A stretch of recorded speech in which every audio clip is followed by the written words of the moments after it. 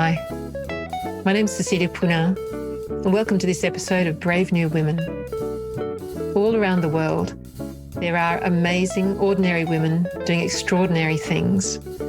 Brave New Women is about giving those women a platform and a voice, and it's about changing the way that women are perceived. And it's a way of inspiring all of us to do the things that we've always wanted to do.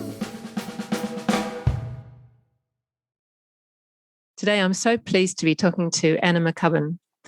Annie calls herself an expert in elevating the quality of critical thinking in business and life. She started her professional life as an actor in both television and theatre, and then 20 years ago, she became an executive coach. She now works with management teams and executives across ASX-listed companies, private businesses, industry associations, and women's business groups. I'm talking to Annie about her new book, which is called Why Smart Women Make Bad Decisions and How Critical Thinking Can Protect Them. Welcome, Annie. Oh, hi. Thank you. Thank you for having me. Annie, why the book? Where did that come from, the idea for the book? Yes, I was just listening to your description of me. I sound so good on paper, right? So good on LinkedIn. I'm sure you're just as good in life. Oh, my goodness. Well, I have, as you said, over the last 20 years, coached and trained a lot of women. And, of course, I'm of a certain age. So I also have, a lot of female friends. And it's just really, over the last 20 years, I really noticed that no matter how high their IQs were and how smart these women are, because, boy, they're smart and they're in very, very powerful positions, that they were still making some pretty terrible decisions and across a lot of contexts. And I thought to myself, it would really help if the understanding of how flawed our brains are and how riddled we are with cognitive biases, it would really help if they understood that in terms of their decision-making. So that was really where the idea of the book came from, was sort of there. Could you give me some examples of the sorts of bad decisions that you saw women making? Sure. So I guess primarily and very centrally is women just staying in terrible relationships when the relationships are way by their use-by dates. Women making terrible decisions at the top of organisations because of consistency bias. This is the way we've always done it and this is the way we have to keep doing it, or they've made a decision and it's uncomfortable to them to change their minds. Women not speaking up in meetings because they're so anxious about whether or not what they say is going to be relevant, and that sort of high level of perfectionism. Making terrible hiring decisions. The list just goes on and on. Liking somebody, employing someone in their business and then, the halo effect because they were very well regarded in another context, automatically assuming they're going to be a benefit to their business. So the decisions that, of course it's men as well, that these women have made are costly emotionally and costly financially. And there's no lack of books out there on how flawed our thinking is. Daniel Kahneman, Thinking Fast and Slow, Stephen Novella from The Skeptic's Guide to the Universe, Michael Shermer, Steven Pinker. It's very, very well covered, but they're mainly men that have written the books and they're a little bit on the dry side. So I thought a little bit on the dry side, a little bit of a male perspective. And I thought, what if I wrote something that was funny and with more like a novel, so that the character sort of has a series of events in her life that mostly I'm hoping most women would have been through and could relate to. And then at the end of the chapter, I put the cognitive flaws that have influenced her decisions. So that's sort of why I did it. Plus, I'm a massive reader. I just love reading and I love novels. And I've always wanted to write one. So I thought, damn it, I'm at a certain age, I'm going to do it. And I did it. And how hard was it to write it? So hard. It was so hard to write it. Oh, my goodness. As you said, I'm an actor. So performance is one thing. And because we have our own, I have a leadership and training company with my partner. So we make a lot of corporate films and we write, and over the years I've written a lot of scripts for a business. So a business will say, this is the problem we've got. And then we'll go in and we'll write a comedic script for it. And then we'll go in and we'll either film it or we'll deliver it live on the day. And that sort of reflects the problem in the culture. So I'd done a lot of script writing, but I'd never written a book. And it took me nearly 6 years to do it. I had to, obviously, I wasn't sitting in an attic in a romantic place looking out at snow with a tea by my elbow. It wasn't like that. I was trying to fit it in with everything else that I do. So, yeah, I had to fit it in and I did it. And it's interesting as well in terms of imposter syndrome, because I talk to a lot of women about imposter syndrome and I've pretty much been dripping in it. So I've got personal experience now with what it's like to be sort of filled with doubt. Yeah. But I did it, right? I did it. I pushed through and I did it. Well, bravo, bravo, bravo, as they would say in France. Thank you. It's a huge achievement. It's a huge achievement to write a book. So it's great. Can you tell me more about why our brains aren't making good decisions and some of the bad decisions that we're making? Yeah. So we have this idea, and it's a tightly held notion, I think, that we're really rational and that we make, especially if we're smart, and most of the people that I know are really super smart. So we have this idea that we make rational decision based on evidence, and it's simply untrue. We make emotional decisions in the limbic system part of our brain, and then we post-rationalize that decision in the front part of our brain. So if you think of the limbic system like Donald Trump, and Donald, sorry to bring him up, I know that's disturbing to everybody. So if you think of the limbic system like Donald Trump, and the limbic system is just going off, because it's emotional and it's trying to keep itself safe and it's trying to navigate its way through the world. And then if you think of the prefrontal cortex as his press secretary, so the press secretary has to try and make sense of what Donald Trump, it's a good metaphor, isn't it? I heard it somewhere else, of what Donald Trump has just said. So in a way, our thinking comes from most of the time, or a lot of the time, from this limbic system, and then the front part of our brain is simply sent in to post-rationalize it, and say what Donald was actually saying was he da-da-da-da-da, but actually he's just post-rationalizing it. So it was Daniel Kahneman in Thinking Fast and Slow, which is the most excellent book, that first of all sort of really put into the public consciousness that there's the quick thinking and there's the slow thinking. And if you've come to a quick decision, it's going to feel right. But whether or not it is right is entirely up for grabs. Does that make sense? Yeah, absolutely. Absolutely. And are women more prone to that sort of thinking? No, women are not more prone to that sort of thinking. We're all deeply riddled with cognitive flaws.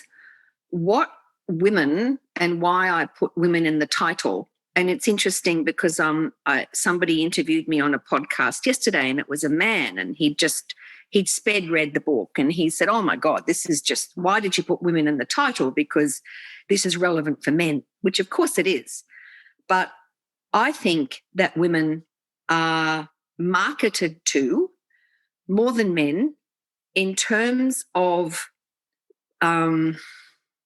products that can, if it makes any sense, skew their thinking. So, for instance, the wellness market, which is absolutely massive, and the new age market, which is also absolutely massive, is mainly targeted to women.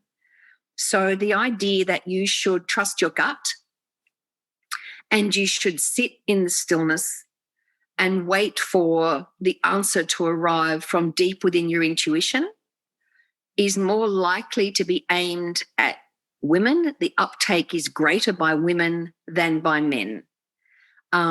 Products, I mean, the internet is just absolutely full of wellness products, all aimed at women. So I made it why smart women make bad decisions, because I just think the marketing and these flawed concepts are more aimed at women than men. Yeah. It makes me think of the Glennon Doyle book, Untamed, I think it's called. Have you read that? Oh, what's that? No, tell me about it. She's a woman who grew up, she was married and she loved her husband, but something just wasn't right. And she became alcoholic and I think anorexic, and she had all sorts of difficulties. Oof. And then one day she was at a conference and she saw a woman who is I think her name is Amy Wambach, who's a fabulous woman football player. And she fell in love with her immediately. Well, they fell in love immediately. And it turns out that she was lesbian. And so she talks a lot about going into that space of stillness and listening to yourself. So I'm wondering if there's a distinction between that sort of listening and thinking, well, I want something that's different from what everybody else wants. So I'm just going to be thinking about, well, I want this. And I think that's a different concept from making an emotional decision and then doing something, then rationalizing it. Yeah, so of course, and it's a very, very complicated area. And I don't in any way mean to diminish meditation or mindfulness or sitting with yourself. I think having those still moments, are absolutely critical. And they certainly know that, for instance, walking in verdant areas and enjoying nature and being still is very, very important to your health and can actually reduce anxiety and depression. So it's not that area.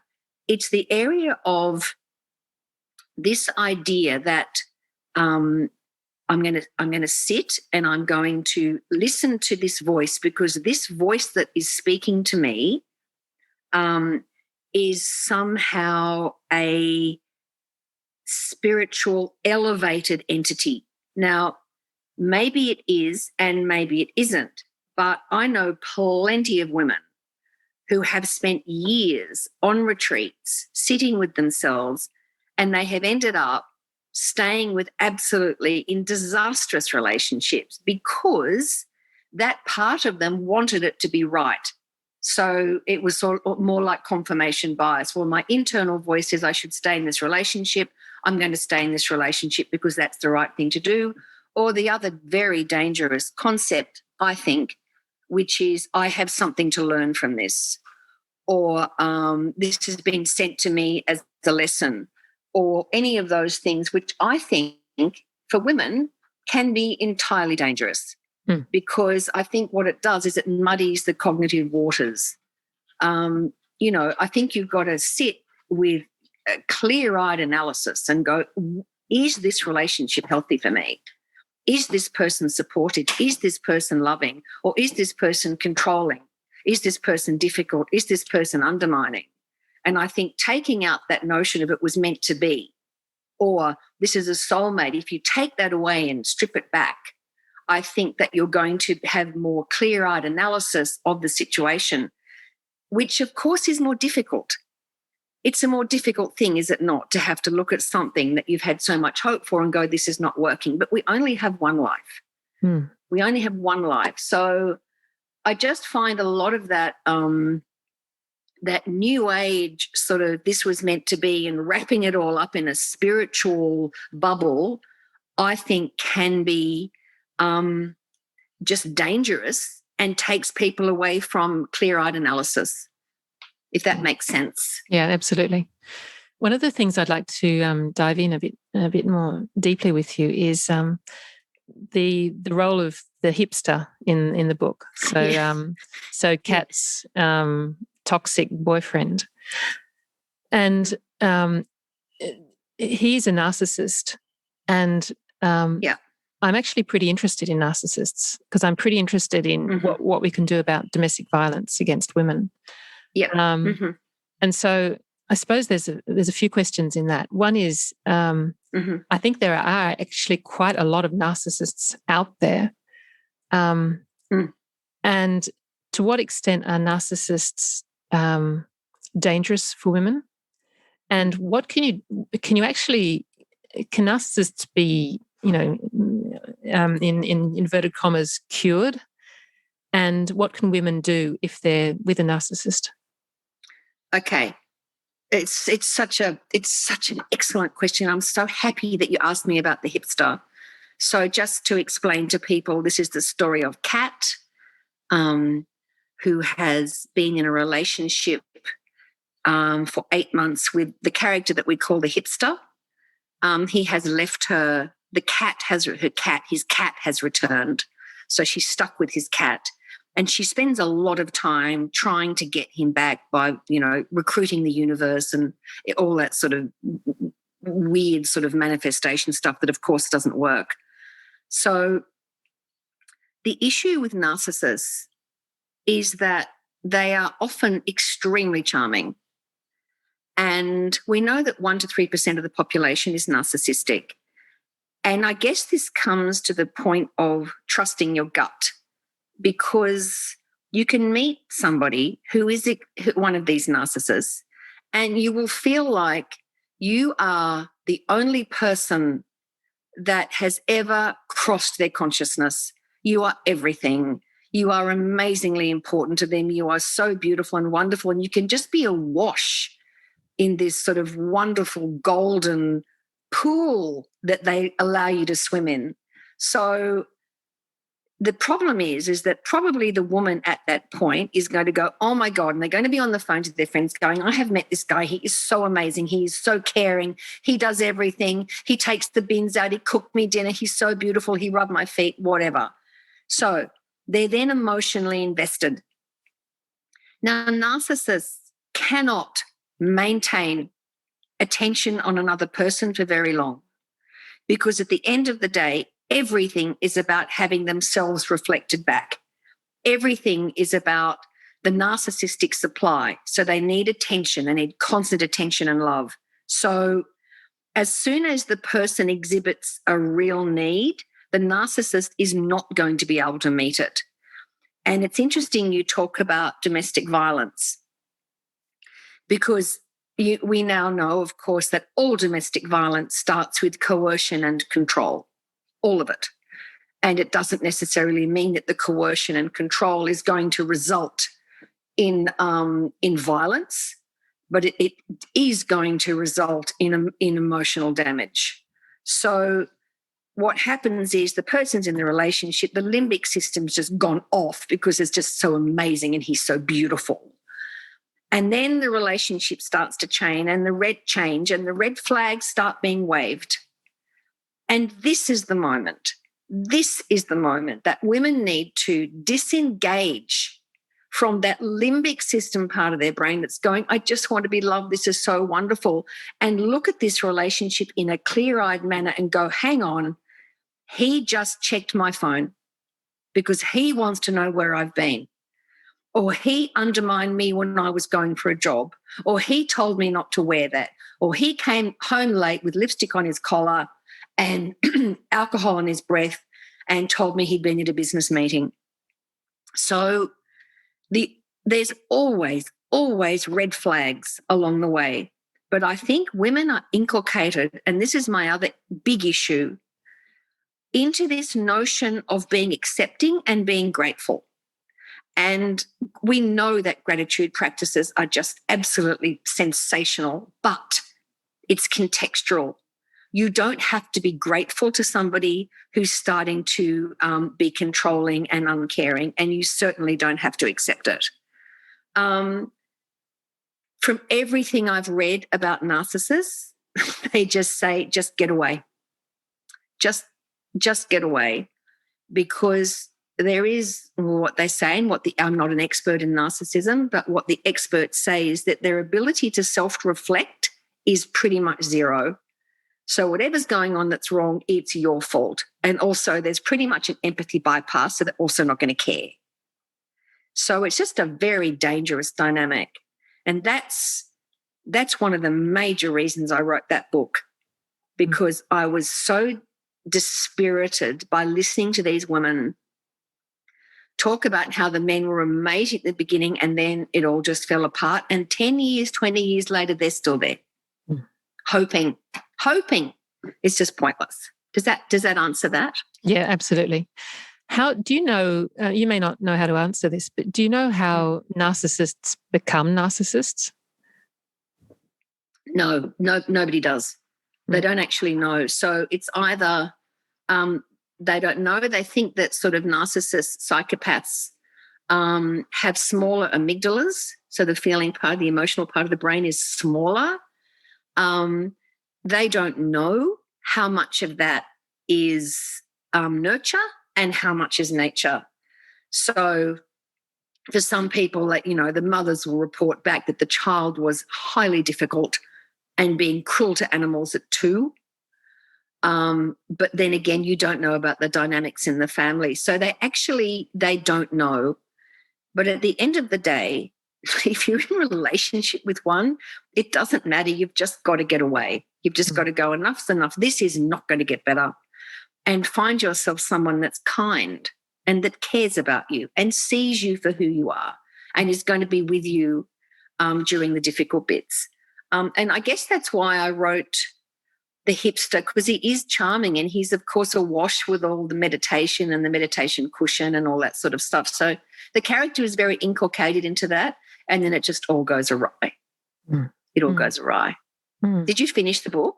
Yeah, I did, yeah. Let's not tell them the ending, though. Let's not. Well, what I'd like to do is talk about two other things that you talk about in the book.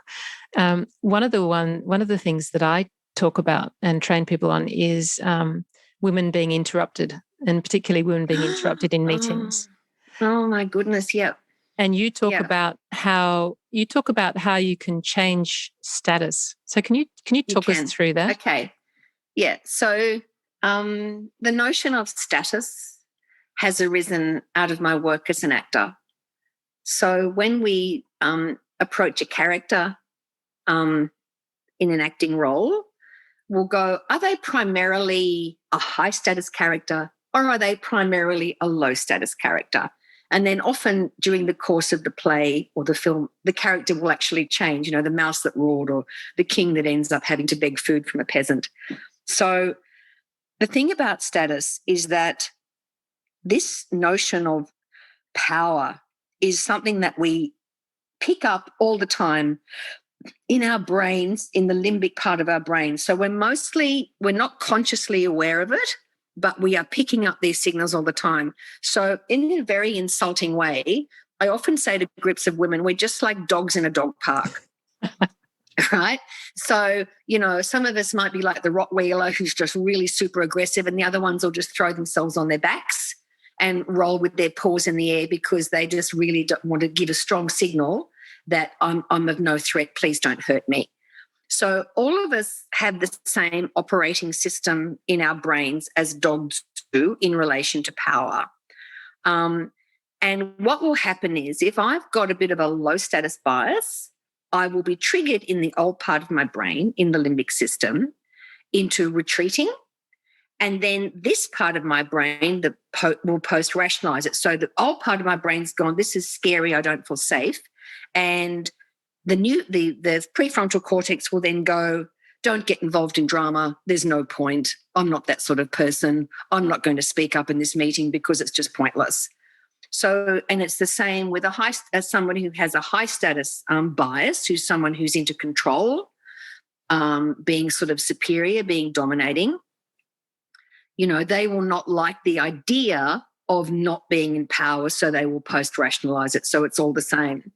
So in terms of, for instance, in a meeting, if you want to hold your ground and you are not inclined in that direction.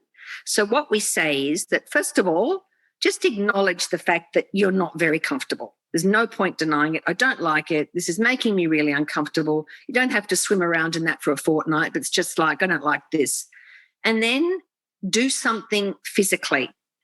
So, I mean, no one can see me because we're on camera, but if I sit very still and I take a pause like I just took,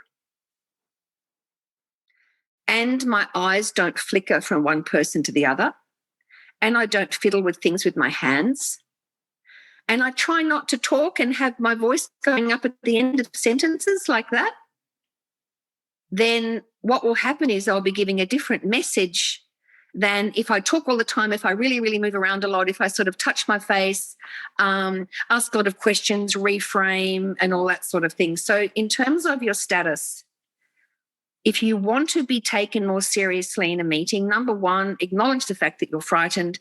And number two, you've got to suck it up and you've just got to speak, because the perfectionism with a lot of women is what gets in the way. They won't speak until it's perfect.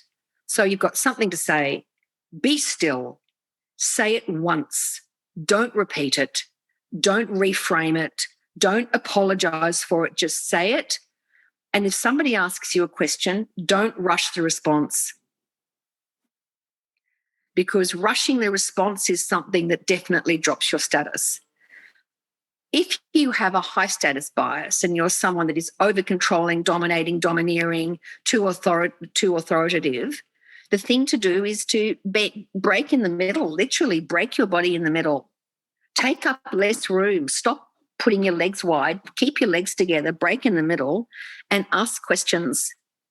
And not just ask questions, but ask questions and wait for the answer. Because if you ask it, you can only ask a genuine question from a low status place. Because if I ask a question from a high status place, if I said to you, how do you think this is going? Cecilia, you think it's going well? There's an assumption I already know the answer, as opposed to, how do you think this is going? There's a genuineness to the question.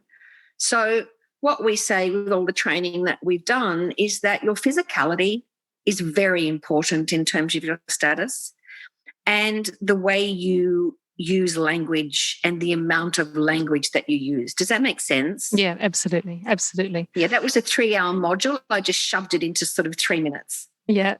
No, I mean, I'm just drinking it up because it's something that I'm so interested in. Oh, good. And I've got a follow-on question from that. Is if women are traditionally more low status than men, and they start acting high status in the way that you say, does that start to get them to be called nasty names? Yeah, it does. Yeah. Yeah. So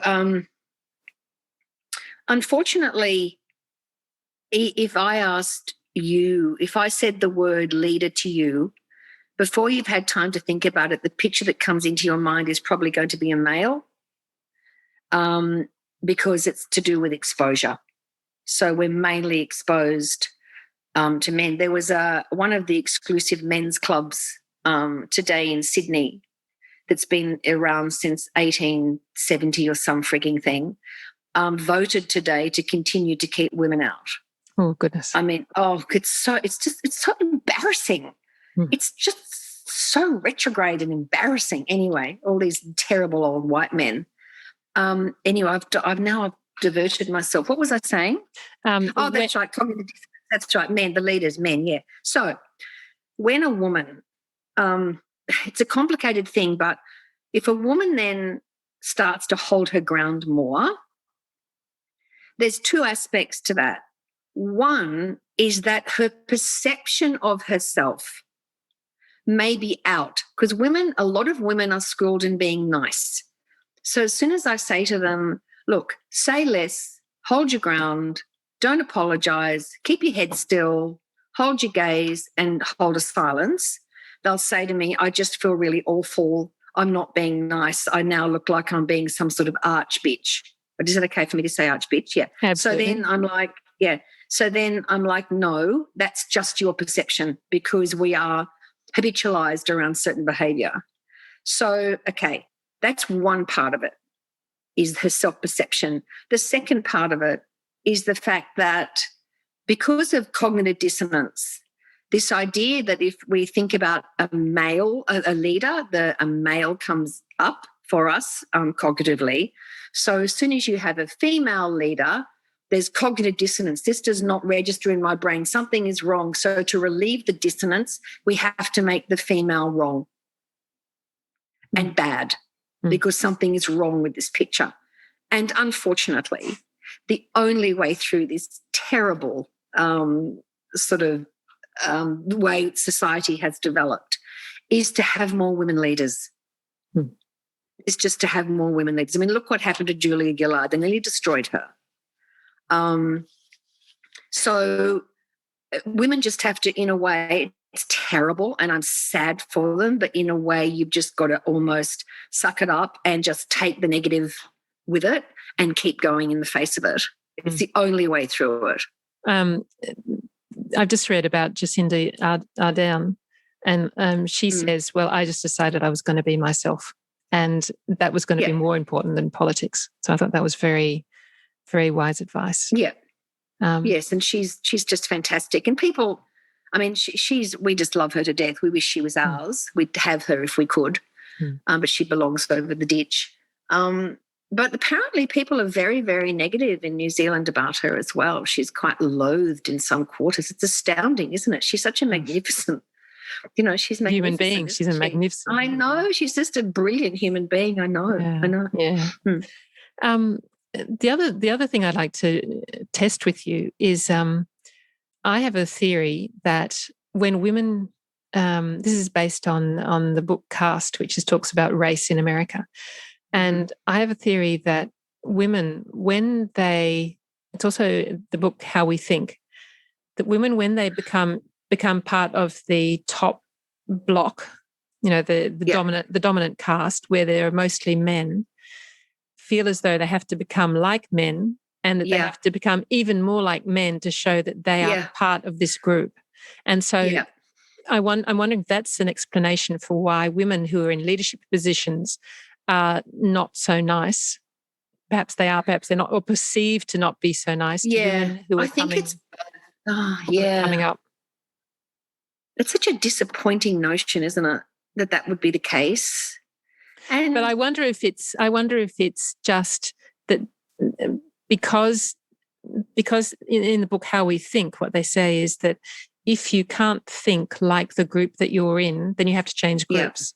And so if the women who are in this group of men can't think the same way as the men are thinking or act in the same way as the men are thinking, then they're not somehow legitimate in that group. Yeah. And I mean, as we know, it's complicated and we are tribal-brained and we have a strong overarching desire to belong and to belong to whatever the tribe is. Of course, being in power is, it's an intoxicating thought as well, isn't it? Being the one in power. And at the end of the day, I think on top of everything else, you've just got personality, Like we're talking about Jacinda Ardern. You cannot imagine her being negative towards a woman that was underneath her in the hierarchy. So I think for some women, they do get into a position of power and they are just vile and disgusting. And then I think other women are very empowering to those that are coming below them. I can understand wanting to be part of the group, and I think it would take a lot of critical thinking and a lot of real analysis of what you were doing day by day to not fall into that trap. But how much of that is available for women to be able to go, hang on, wait, what am I thinking? It's such a good little thing to think about. What am I thinking before you open your mouth? What am I actually thinking? So I guess some women have the personalities to withstand that and to remain themselves, and other women will be more inculcated into it. And it's sort of understandable in a way, isn't it? I mean, the male patriarchy is just, wow. I mean, how entrenched, extraordinary. Mm, mm. How are women doing in corporate Australia? Terrible. Absolutely terrible. I'm trying to remember the data. We're still 17%. There's a 17% gap in the pay rate. So we've still got that. And on boards, I think it's still sitting at like 1 to 2% females. It's just terrible. We've got conservatives in power at the moment. I don't, you've got, we've got the centre. The centre, haven't you? Yeah. Yeah. Macron. You've got Macron. I think from where I sit, I think conservatives make that worse just because of what is conservatism. Let's keep it the way it is, and the way it is terrible. And I know that women like Julie Bishop, who was the foreign minister in the Morrison government, and she was really good. I mean, they're conservatives, but she was a very competent woman. She left her position. She said she just could not stand it anymore, the toxic culture that she was having to endure. And, of course, we've also had this dreadful business in the parliament of this girl that was sexually assaulted and how there's no HR, there's nowhere to go. I mean, it's astonishing. So it's not going very well for women in corporate Australia, and it's not going very well for women politically in Australia. I'd like to think if we changed governments that maybe that would be different, but who knows? It's very dispiriting, though. And do you have any more positive examples of clients who have started to think critically and that's actually changed their lives? Yes, definitely. So I have a woman that was the CEO of a public housing organisation, and there was a woman on her team who was difficult. And then somebody else came to her and said, look, you've got to get rid of her. She's a very senior woman. She's very difficult and she's causing trouble in the team. And she said the feeling that she had that arose in her, and I think this is that thing of the tribal brain, that this woman that had made the complaint was right, that she was right. And she felt very, very strongly this urge to just go and get rid of the woman and rehire. And instead she thought, no, I've got this very, very strong feeling, and instinctually I think it's right. But I'm going to go home and I'm going to analyse this situation, and I'm really going to tease it apart. And so she went home and she actually got out a whiteboard and she put all the people in the team, and she worked out what areas of the organisation they were working in and what their positions were and how well resourced they were. And then she worked out that the woman that was being difficult was actually wildly under-resourced and was working very late at night, and of course was therefore experiencing resentment and causing some toxicity in the team. So she went back and she said to the woman who'd made the complaint, I'm not getting rid of her. What I am going to do is increase her resources, which she did, and the whole thing was ameliorated. But I think to withstand the tribal brain, to withstand that notion of wanting to be part of a group and part of a thinking is such a hard thing to do. It's so delicious, isn't it, to be able to collude with somebody else and go, yeah, that's right, it's her fault. But she didn't. And that's a good example of it. And I was so proud of her. It was great. That's a fabulous example. Thank you. Annie, if people want to read the book, where can they find it? Oh, wouldn't you think I'd know? Okay, so can I get back to you on that and see where it is in Europe? Oh. Yeah, sure. And we can just put it in the show notes. Is that all right? Yeah, that's fine. Because I know I had a friend in Portugal and she was trying to buy it on Goodreads and she couldn't. So is that okay if we delete this bit? Is that all right? Sure, and I put it in is that cool? Yeah. Is that cool? Yeah. And I'll get back to you on that. It's so dumb. Can you believe that I don't know? Oh, my God. Anyway, that's all right. I'll resolve that. I'll text you. I'll email you the link. Yeah, fantastic. Okay, fantastic. Beautiful. Okay. And the two questions I usually ask, I think that probably you've answered both of them, but I'll throw them out to you anyway. The first is, for you, has in your career, has it been positive or negative or indifferent to be a woman?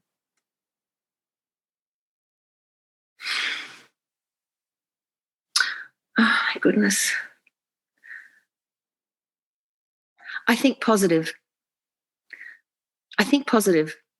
By luck, because when I was getting acting roles, I was younger and prettier, and that's what they wanted. And I sort of got out of the industry and went into corporate training probably at the right time. And I have found I'm very lucky. I've found a very good niche, and being female has really assisted me in being able to speak. You know, we do Chief Executive Women every year all around Australia and in Singapore, and being female has been a bonus for me. With saying that, I have an extremely supportive, egalitarian, fair-minded partner. And so I had none of that in my life. And for that, I am genuinely extremely grateful. Mm. Mm. And the last question is, if you had a message for people who are listening, what would that be? Or anything that we haven't covered that you'd like to cover, or anything at all? Okay. If you're in danger, trust your gut. If your gut's firing off and you're in a car park late at night, or someone's offered to give you a lift home and you've got a bad feeling, you trust that gut and you follow it 100% because it could save your life. The rest of the time, if you have a gut response to something, think about it, because it might be right and it might be wrong, and it just might save you from making a bad decision. That's my last thought on it. Well, thank you so much, Annie. I could talk to you all day. There's so many things I'd like to. You too. I'd like to dig in and discuss. But so thank you, and I love the book, and I hope I think it's actually really important for a lot of people and a lot of women to read it. Congratulations again on getting it written. It's a big accomplishment, and I think all the work that you're doing with women is just fantastic. So thank you for your time. Thank you so much. Thank you so much. Thanks. See ya. Bye. I hope you've enjoyed this episode of Brave New Women. Certain podcast sites such as Google Podcasts, Apple Podcasts, or Podchaser let you leave a rating and a review. The more ratings and reviews we get, the more people will listen, and the more these women's stories will be shared. So I'd really appreciate it if you could. Thanks for listening.